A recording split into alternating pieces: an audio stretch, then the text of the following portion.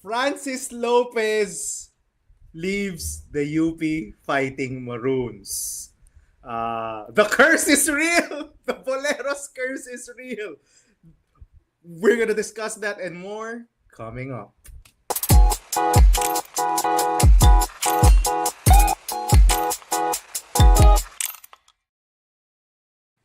What is up, guys? Welcome back again for the second straight day to another episode of Boleros. I do remember talking about Francis Lopez yesterday as a joke.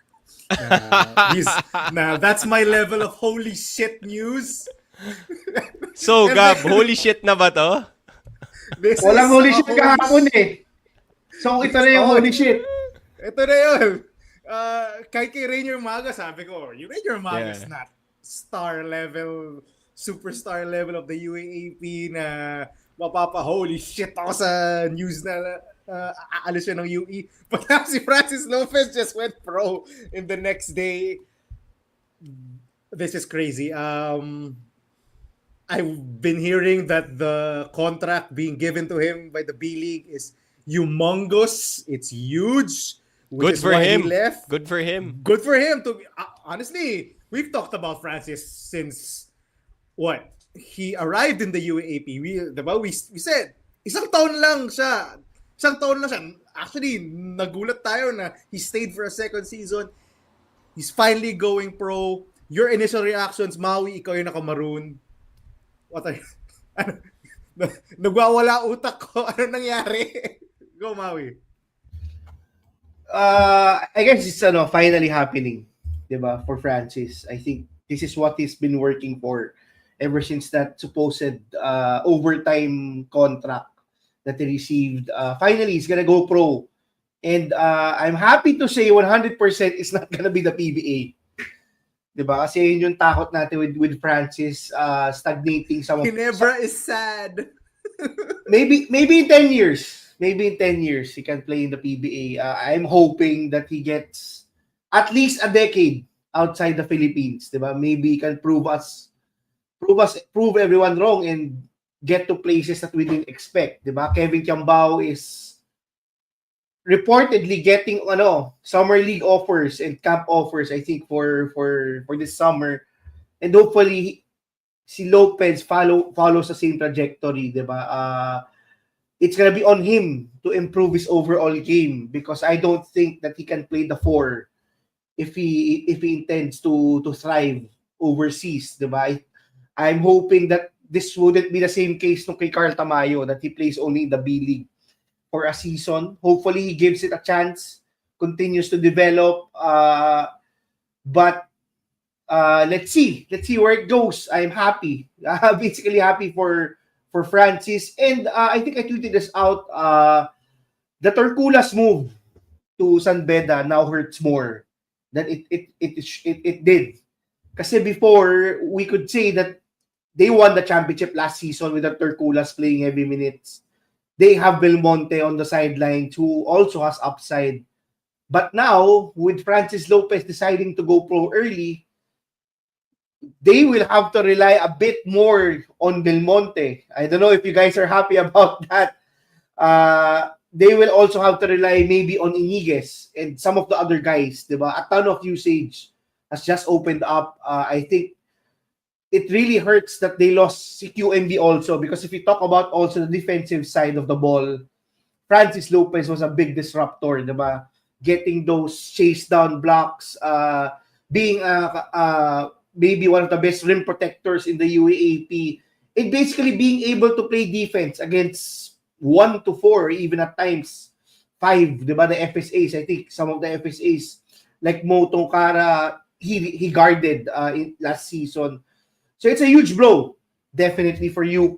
But kakasabi lang natin that UP is the front runner, still the front runner. But now, I don't know, maybe LaSalle has the inside track. We'll Maybe discuss LaSalle... that later, Maui. Sige, i-hold mo muna yung mga opinions mo on whether UP is still the front runner or has, with this news, is LaSalle now the favorites? So, Sammy, your initial reactions.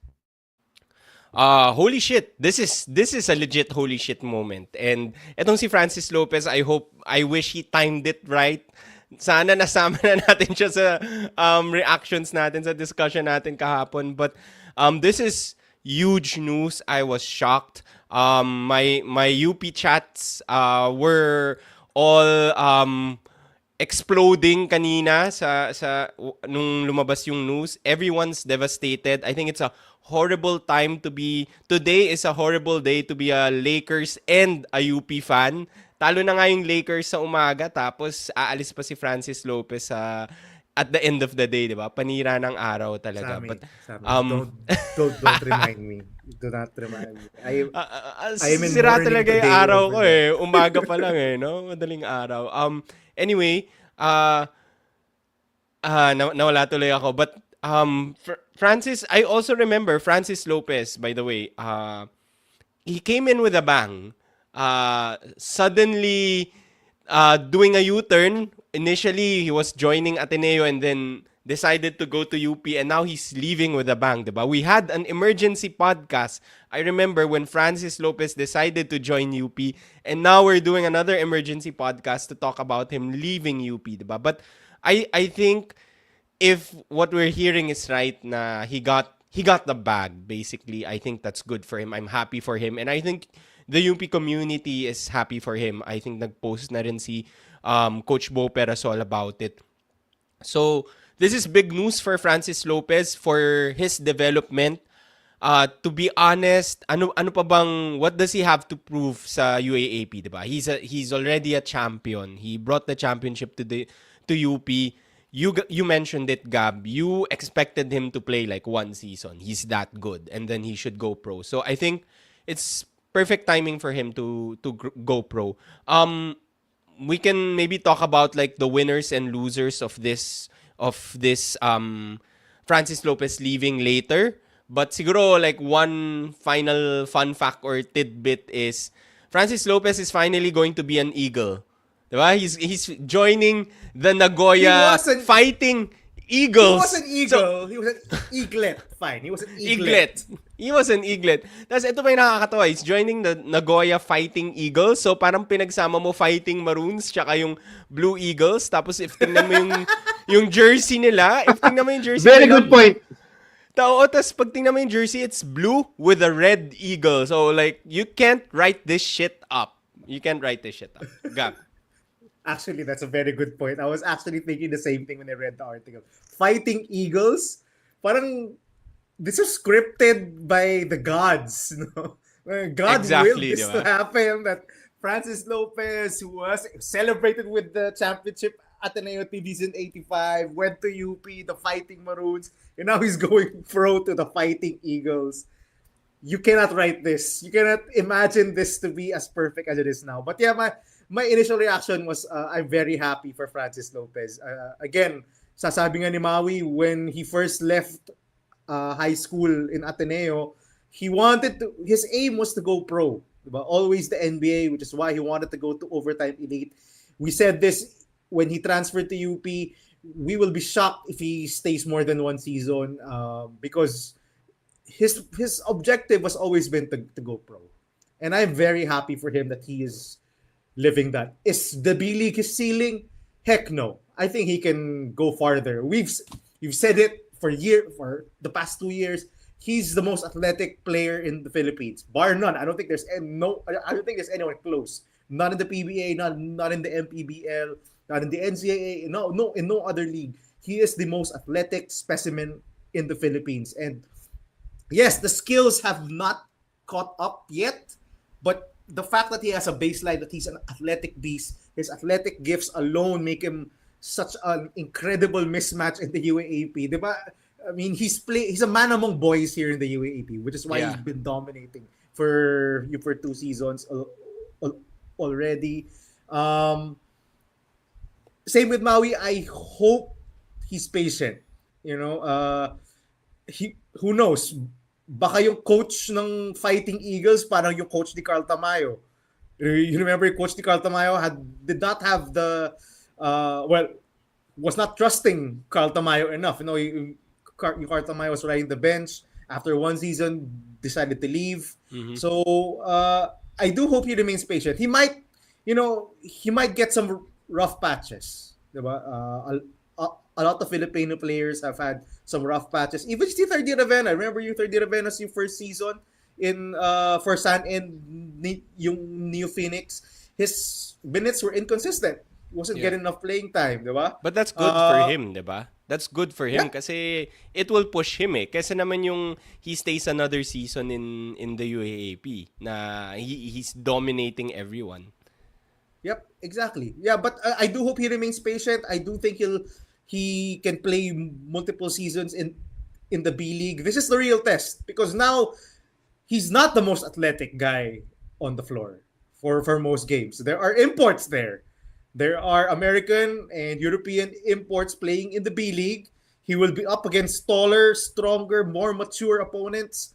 I'm excited to watch him play. I'm excited how he holds up. And I'm cheering for him. I mean, kahit sino Filipino playing abroad, I'm going to cheer for that guy. For anyone, diba? No matter who he is, I want him to succeed.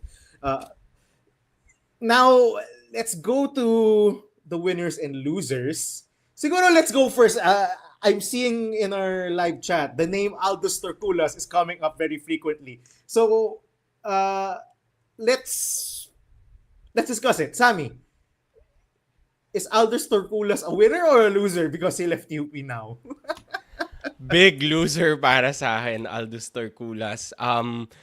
If I'm Aldos, the first thing I'm doing, nung nabasa ko yung news na yun, te-text ko si Francis Lopez, bro, sana sinabihan mo ako ng mas maaga bago ako umalis. But it could have been an opportunity for him to show his skill set sa UP. But hindi naman din siya loser because he's going to a good program in San Beda. And you guys talked about it. We're hyped for Aldos Torculas going to the NCAA because he has an opportunity to become an MVP candidate in the NCAA. So, in terms of his parang potential to showcase yung sarili niya, I think, San Beda is still going to be a good opportunity for him.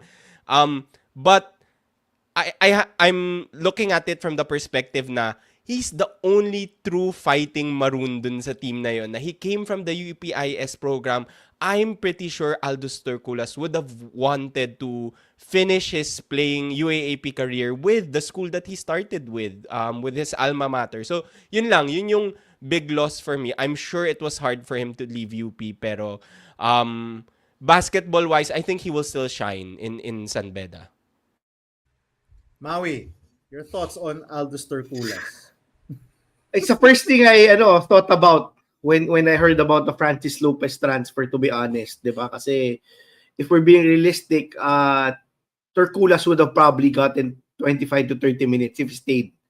I think right now, 'di ba? I think we saw that when Francis had an injury or was struggling in previous seasons. He was starting, 'di ba, at times over Francis, but Sam is right. It's fortunate that he's still moving on to a good program in San Beda, and maybe he can be an MVP candidate the next season ng NCAA. I just have to say also just to add, si Francis Lopez was able to get a guaranteed 3-year contract. It's similar to Carl Tamayo, so I guess it's not the end of the world if it doesn't pan out for that team. But remember, I think the rumors were that Carl Tamayo got the whole 3-year contract when him and his team, the Ryukyu Kings, decided not to move forward. But very big blow to UP. Nakaka-speechless, to be honest. I can't imagine what UP fans are feeling right now. Tama kayo. Imagine being a UP fan and LA Lakers fan today, diba? It's a crazy day today. But si Torculas is probably feeling the same as us. Actually, I was just thinking, has Aldos enrolled in San Beda already? Kasi kung hindi, so gusto mo bumalik siya? Well, Oo nga, no? if he hasn't enrolled in San Beda, he can technically re-enroll in UP. and he won't be affected by the residency rule, so he'll still be able to play in season 88. Diba? So, I don't know. I don't know if he's officially enrolled in San Beda yet, but Crazy things happen. Diba? Actually, like, comment down below dun sa mga nanonood ngayon sa live natin if you know na if Aldos has enrolled in San Beda or not. Kasi, pwede ko ba mag-enroll like mid-semester? Kasi patapos pa lang yung semester ng UP di ba? So, technically, he's still enrolled there. I don't know. I have no idea. But that's a good point, Gab. That's a good Diba? point. So, I'm just thinking yun. But, immediately, yes, Aldos Torculas, according to Sir Matthew Lee, not yet enrolled. Not yet. Oh my God. Not yet, Sir Matt Lee. There's still a chance. Baka yung package na dapat ibibigay ng UP kay Francis Lopez, ibuto na nila kay Aldos Torculas. Aldos, you might wanna think about coming back. The starting job is yours. The Francis Lopez minutes and role usage are yours. You might want to come back. I mean, sabi mo Sam, he's homegrown UPIS. This is his home. UP is his home. You might want to come back. I don't know. I actually, if that happens, are we gonna do an emergency podcast? I mean, what? Yun. But yeah, Aldos definitely would have gotten the bulk of the minutes if he stayed in UP. He was definitely the backup to Francis Lopez. No, it was not Mark Belmonte. Despite him starting for a lot of the season, when it came to the biggest games, Mark Belmonte was not playing. But speaking of Mark Belmonte, let's go now to an obvious winner of this Francis Lopez departure, Mark Belmonte. And I'm gonna go first. I know I've been very critical of Mark Belmonte, and I think a lot of UAAP fans, including those from UP, have been very critical of Mark Belmonte because he gets picked on defensively. Yes, he'll have the highlight block at times, the highlight steal, a good defensive play, but you can see there a lot of the times he's out of position. A lot of times he's late on rotations. There's a reason why Coach Tom Chua is always lecturing him on the sidelines. He's barbecue chicken for most star players who see him as their defender. Just take a look at all the LaSalle matchups and KQs, looking at Mark Belmonte and saying, "Give me the ball."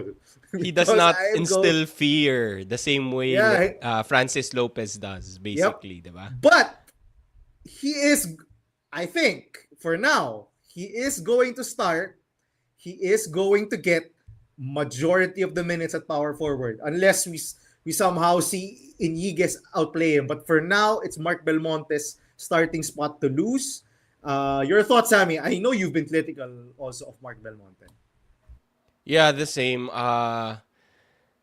But this is I agree with you, diba? Parang wala na eh. This is it. No one is standing in your way. No one is blocking your way. Like, the two guys that were ahead of you on the depth chart are gone. So, this is your time to shine. And I've been very critical of Mark Belmonte also, but I've also heard a lot of good things about him. Sabi nila, especially in practice, he does very well.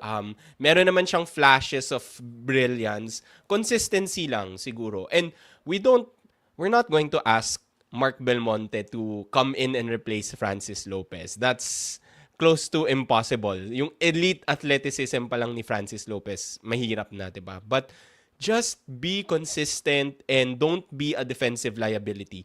The offense will come. He does have yung offensive game niya has potential, diba? That will come. UP is a very deep team, so you will get offense from other guys, Alarcon, Ray Remogat, Jerry Abadiano. They're all still there, but just be solid on defense. So if I'm sure the UP coaching staff are working with Mark Belmonte on that and trying to develop him there. Yung basketball IQ din, diba? Like, knowing where to, like, position yourself defensively. I think that's what he needs to work on. Just be consistent. This is your time to shine kasi right now, at least April 28, wala silang ibang choice. You're going to be the de facto starter. Maui. grabe yung pressure on Mark Belmonte right now, I think. But this is his chance to prove that he belongs. This is his chance, his opportunity to show his talents and eventually go pro.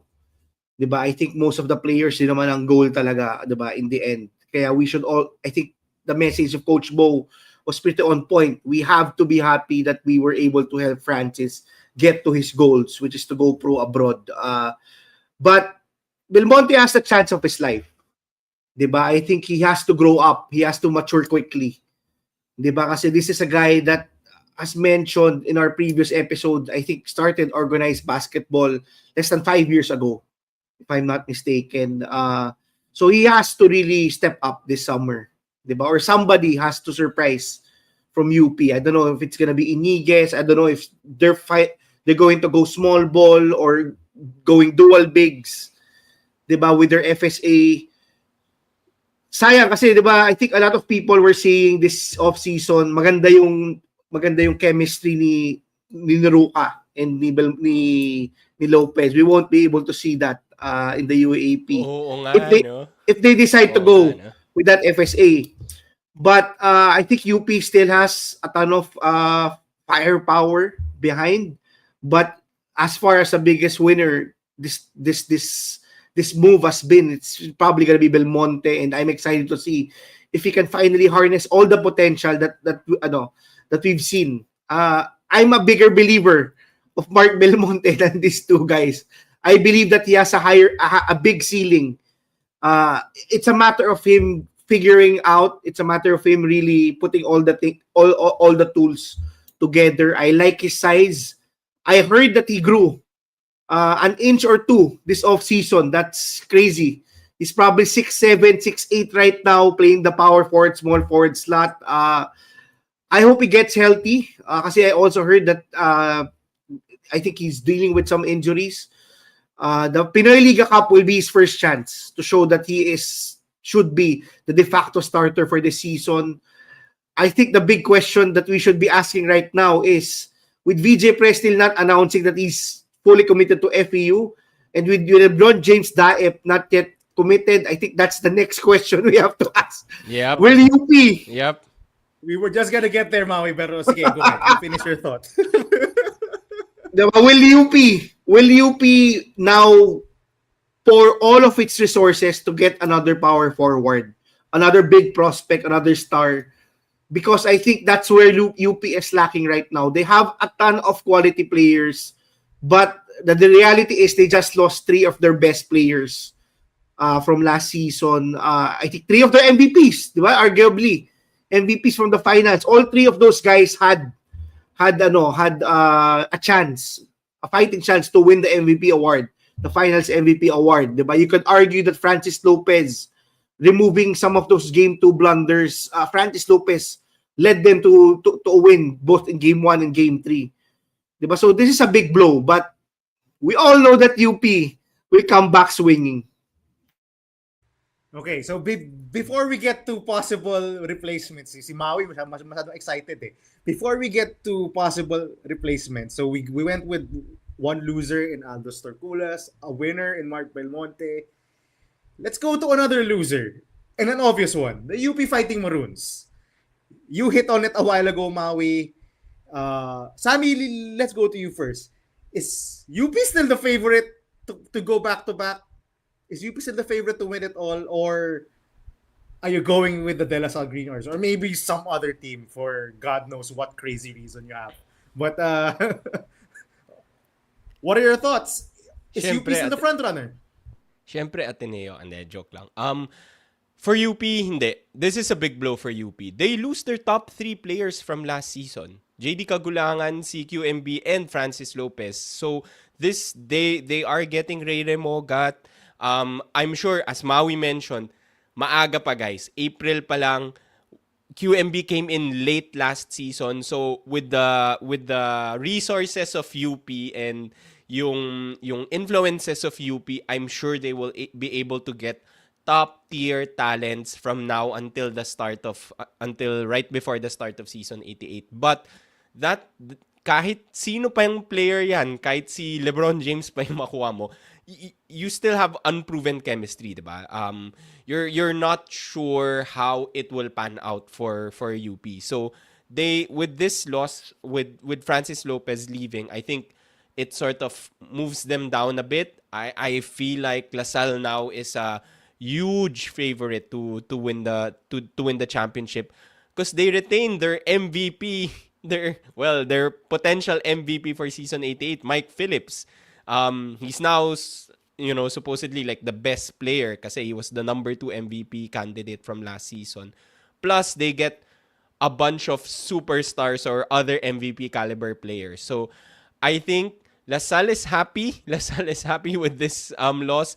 Other teams are also happy because it levels the playing field, I think. It makes it more interesting. So UST baka may pag-asa or maybe a team like NU, we'll see.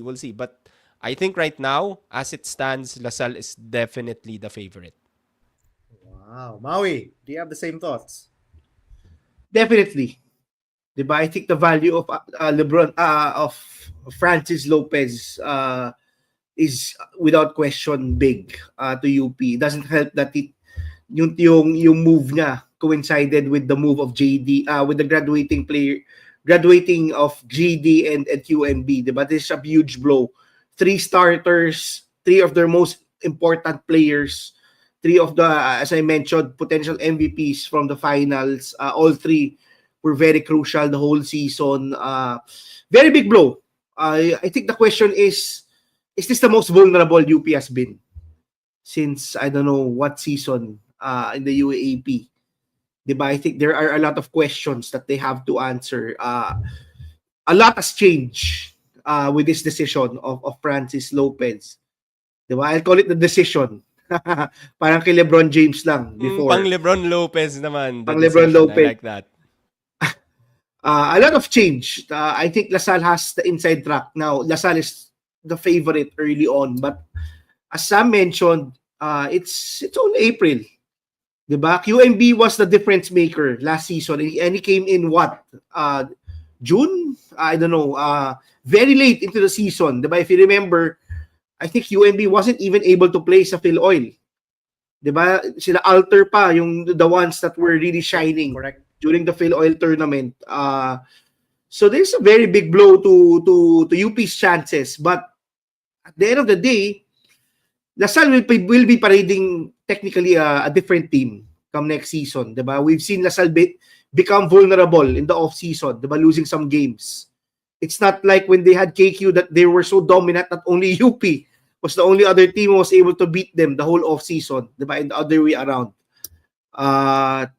But Sam is right. This levels the playing field, definitely, for the UAAP.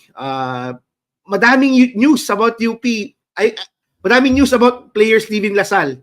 And it wasn't as tough as this, definitely. Diba? Kasi iba yung caliber ng Francis Lopez, diba? Ano ba naman si Alex Conov sa LaSalle or Matthew Rubica to LaSalle and the others, all the others leaving except Kevin Kiambao to a Francis Lopez.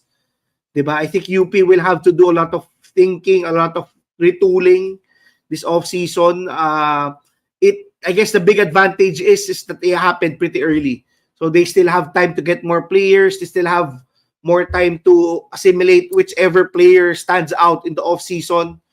Diba? To become their starter. Maybe we see more, as I mentioned, maybe we see more big men play. Maybe Kagate gets 5 minutes more. Or si Alter also plays 4. Stevens and Alter lineups. I don't know. They'll have to do a lot of experiment and check which lineups work, what pieces they need to get. But I don't think UP has to panic. Diba? QMB came in at the last time and that proved to be the difference maker for a championship last season. Diba? It's an ongoing process the whole season. They haven't even started yung yung training nila overseas. Maybe when they come back, they get another player that surprises us. Some Phil foreigner that we haven't heard of. Diba? So, it's still early on. I mean, LaSalle is probably gonna be intact, di ba? Phillips cannot go pro. Phillips cannot go to the KBL or the B League. I don't think he will go early to the PBA. Di ba? Both of their other top guys like Cortez and Baclan are still gonna be playing their first year. And Amos is gonna be playing their first year. So I don't think walang pasabog LaSalle as big as this one to UP. So definitely LaSalle has earned that title of being the favorite for next season. I don't know though if this is, I don't know if there's another team still on that level sa UP. Diba? Kasi as you mentioned, Sam, you mentioned some of the teams. UST just lost Tongkara. Diba? That's big. I don't know if people are valuing him the right way. I think he was very pivotal. Diba? Having that decent FSA is a must in the UAAP. You saw how NU struggled. And Ateneo struggled last year. Ateneo not having a competent FSA and NU not having an FSA at all. Diba? There's a reason why they're saying that NU is one of the favorites, diba? Also, a dark horse favorite for this year, and that's because they're gonna have an FSA for next season. So let's see. Still a long way, but finally we're getting some bumps. tagal tayo nagdusa with a little bit of news. I had to create some lists. The lists were cursed. So yeah, but yun yung that got the ball rolling, Gab. Got the ball rolling, yes. But the two of you guys went with LaSalle as the favorite. I will have to disagree a little bit. I still think it's UP. I watched them in Pinoy Liga on Saturday. I thought they looked pretty good. Again, that perimeter / guard / wing rotation, I think, is still the best. Despite LaSalle getting Baclaan and Cortez, I still think UP has the edge in terms of backcourt and the perimeter. A not so obvious winner of this Francis Lopez departure is Harold Alarcon. Diba?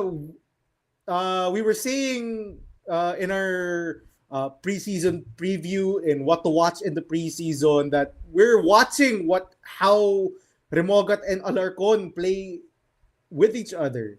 Is it gonna be a your turn, my turn thing like what happened between him and JD? When JD's on the floor, when JD's in the game, Harold essentially is absent.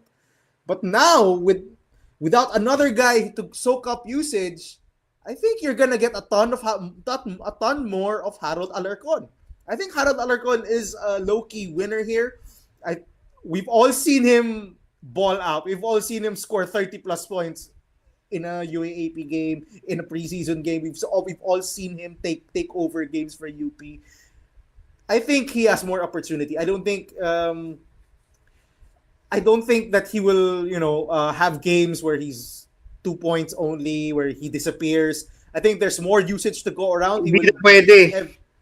Di na pwede. I think he will be heavily relied upon by Coach Gold. And I won't be surprised actually if we get small ball lineups with UP with one big and perhaps putting Baila at the 4. Putting Briones at the 4 because Baila's a big dude. Baila's big. He was guarding KQ last season, so he can play the 4. I won't be surprised if they go with those kind of lineups. I highly doubt that the 2 bigs lineup. LaSalle tried the 2 bigs lineup. I mean, it wasn't successful. They were pretty bad when Coach Topex was putting out 2 bigs at the same time. It's not the 2000s anymore. It's not the 2010s. We don't play 2 bigs anymore unless you're the Cleveland Cavaliers. That's the only modern team doing it. So no, I don't think they should go with 2 bigs. I do think they should try to experiment with more 1 big and 4 perimeter players. If Mark Belmonte is not performing to his potential. So, yeah, I do think UP still has enough. And I don't know. And perhaps we'll talk about this in future episodes. One of my takeaways from the preseason is LaSalle has not been impressive. LaSalle has been low-key disappointing in the preseason. I don't know if the guys watching this live stream agree with me. Is that a hot take? Comment down below.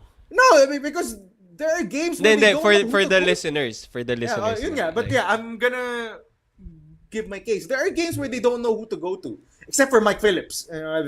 they know they have to feed Mike, but I don't think they've ironed out how to play with each other, which is weird to say because they've been see Cortez and Baclan have been playing together since last preseason. But yeah, they've looked rough.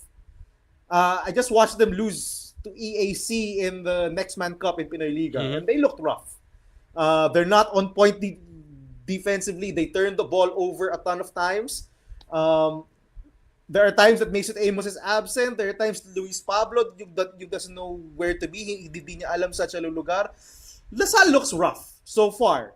Early on in the preseason, they look rough. So I'm still giving it to UP. I still think UP has the edge. I still think UP is the favorite to go back-to-back. I still think they have enough despite losing Francis Lopez. But the gap has thinned out, narrowed between LaSalle and UP. I do think LaSalle has gained an edge because Francis was just that good. Let's just put it how we said. Defensively, people were scared to go at him defensively and even scared to go in his vicinity because he was such a threat defensively. So yeah, I still think UP is the favorite. Again, I have not been impressed by LaSalle. But let's move on to a topic that Maui sort of touched on again. Before we move on to that, based on the comments, Gab, like LaSalle fans are agreeing with you. It's been a disappointing preseason so far. So, yeah. Yun lang. Actually, ako rin kanina, di ba, I said, they haven't really been impressive, di ba? They've lost some games. It's not like the previous offseason, di ba, when only UP and LaSalle were the teams beating each other. Di ba? So, but I also have to say, Gab, you mentioned si Baila. I think he's also another winner. You mentioned kasi si Baila kanina. I have to say that he's another guy that I think people are sleeping on. I think we mentioned this in our previous episode. He did pretty well in one of the Adidas camps. The hype was really real for Baila, diba? Being a rookie on that team and getting those minutes, diba? Remember, UP is a team filled with a very deep team. All 16 of those guys who made the team are good players, without a doubt. Diba? And Baila on his rookie season was getting starter minutes for that team. Maybe on some games we disagree. Maybe Alarcon should have gotten more minutes. But at the end of the day, I think yung trust ng UP coaching staff is there for Baila. There's a reason why he was getting those types of usage and minutes. Gab. Yep. So let's move on to a very interesting question. Does UP look to replace Francis Lopez or are they content with what they have? Maui, you touched on this earlier. Are they going to try to replace Francis? And if so, who? You mentioned some names earlier. Let's hear it, baby. Yeah, definitely. I think yun yung first option ng UP, diba? Try to look elsewhere. Diba? Kasi you want a deep team. UP strategy the past few seasons is basically playing an all-competent lineup. Diba? So may next man up mentality rin ng UP. Diba? All of those players are pretty talented. All of those players have a specific role. I think this is a big blow to UP. Maybe some of the people, maybe in the comment section are saying na alam na UP that this was gonna happen, but I think they didn't expect this to happen this early. Diba? Maybe they could have gotten si Lopez one more season, or they were even expecting him to play two more. Diba? Kasi if you look at yung recruitment ng UP, diba, despite losing Torculas, they were recruiting a lot of guards. Diba? Kasi a lot of bullpups from Coach Gold's teams in NU before it's graduating come season 88, but they haven't really looked at yung wing slots ng UP. Now I don't know if UP has that supreme trust on maybe Baila and Belmonte. I would bet not, no. Diba? So definitely they will be looking at players available and throwing a ton of resources. Diba? They just lost Francis Lopez, a guy who they spend. I would say spend because they kept on spending on him before he left, I'm sure. So they have resources to go for bigger names, and I think players like LeBron James, Daep, to a certain degree. May issue before, di ba? Maybe getting playing time was an issue. Now getting more playing time is off the table. Sorry, not getting playing time is off the table. Di ba? Kasi minutes are up for grabs. Definitely sa wing slots ng UP. Di ba? Players like Briones, who we said could transfer, now have the opportunity to shine and maybe get some minutes. Di ba? Kasi if they decide to go small ball. Di ba? So these guys, both internal and internal players have that opportunity now. And now they can also market that they have minutes to give. They have minutes to... Kasi before, it was a certainty, di ba? I mean, let's be realistic. It was a certainty that Francis Lopez would get 30 minutes, 25 to 30 minutes, especially in tight games. Now you have 25 to 30 minutes that anyone, both internal players and potential recruits could get, di ba? So that's a big thing for UP. I think that would be their initial, maybe Coach Bo, as of the moment, baka may makakausap pa si Coach Bo. Di ba? Baka si Torculas is on the line. I don't know. Kanina pa. Diba? Kanina pa. From I think from the article, they've known this for I think a week or two. So let's see where this goes. I'm definitely putting I could definitely say that may mga pasabog within the next month or so. Yeah, I will not be surprised. Sammy, one interesting name that's always been brought up. He's not going to be eligible if he transfers to UP, but VJ Pre? Yeah.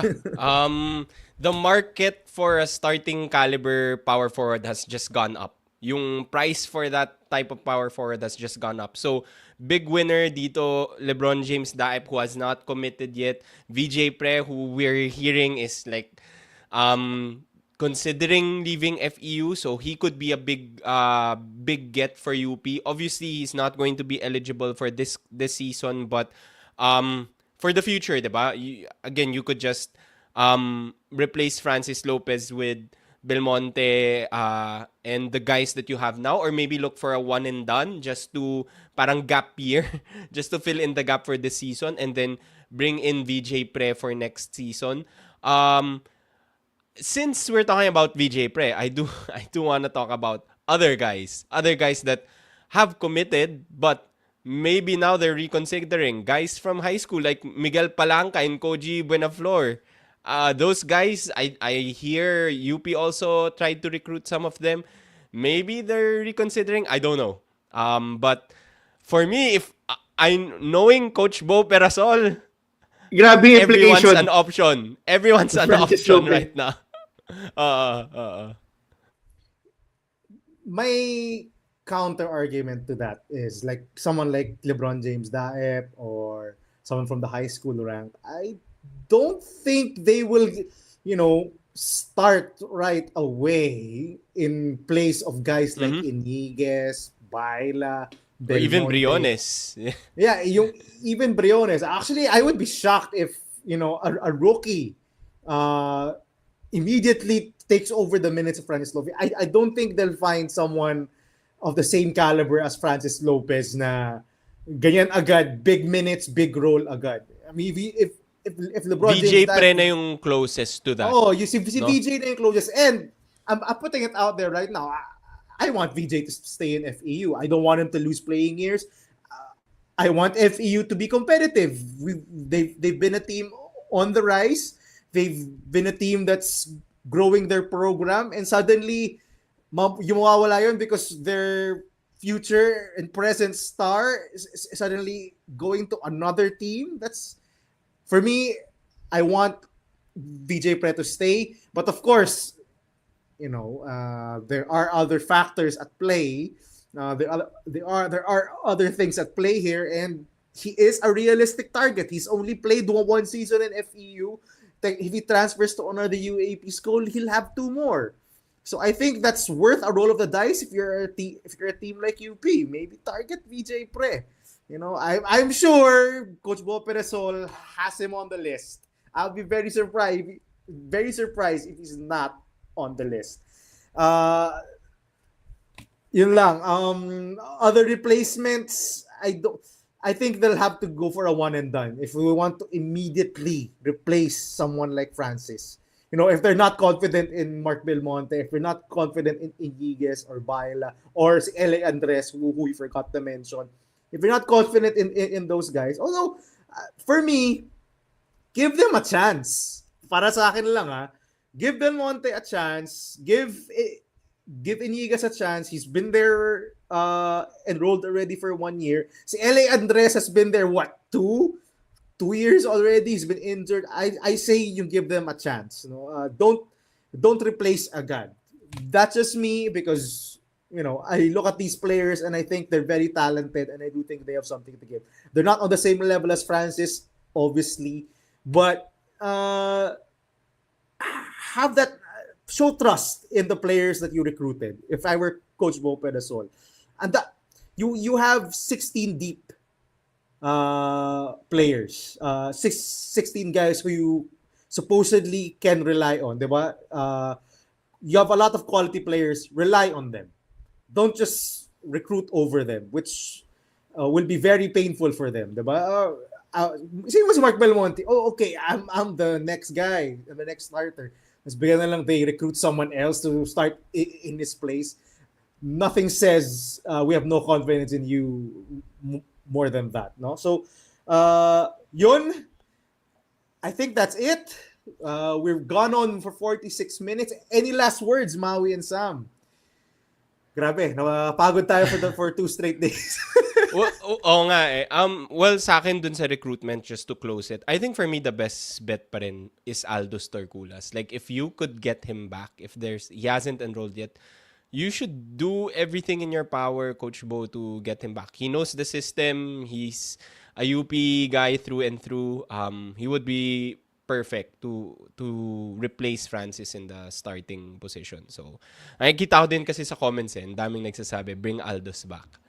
Maui, last words before we go. May hashtag na nga.